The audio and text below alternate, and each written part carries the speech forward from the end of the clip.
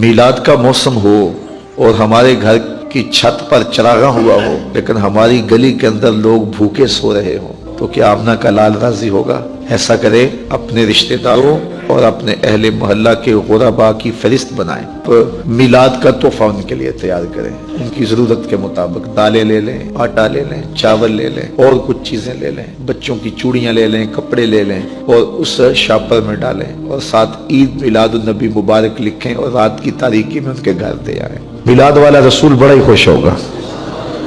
ایسے بھی میلاد مناؤ۔ دعا کرتا ہوں یہ جو میلاد عربی زبان کا لفظ ہے نا، اس کو انگلش میں کیا کہتے ہیں؟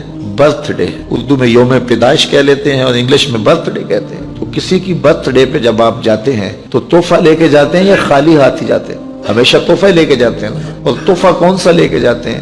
جس سے وہ خوش ہو۔ بچہ ہو تو کھلونے لے جاتے ہیں، بڑا ہو تو کتابیں لے جاتے ہیں، مٹھائی لے جاتے ہیں، پھول لے جاتے ہیں۔ کبھی ایسا تو نہیں ہوا کہ کوئی 80 سال کے بابے کی سالگرہ ہو رہا آپ کھلونے لے کے جا رہے ہیں؟ اب کہتے ہیں اس کے مزاج کے مطابق تحفہ لے کے جاؤ۔ تو کسی کی برتھ ڈے پہ جب آپ جاتے ہو تو تحفہ وہ لے کے جاتے ہو جس سے وہ خوش ہو۔ تو حضور کے میلاد پہ آئے ہو تو پھر کوئی حضور کو بھی تحفہ پیش کرو، اور تحفہ وہ پیش کرو جس سے حضور خوش ہو۔ اب حضور کس سے خوش ہوں گے؟ تو حضور سے پوچھ لیجئے۔ پھر حضور فرماتے ہیں وَجُعِلَتْ قُرَّةُ عَيْنِي فِي الصَّلَاةِ، میری آنکھوں کی ٹھنڈک نماز میں رکھی گئی۔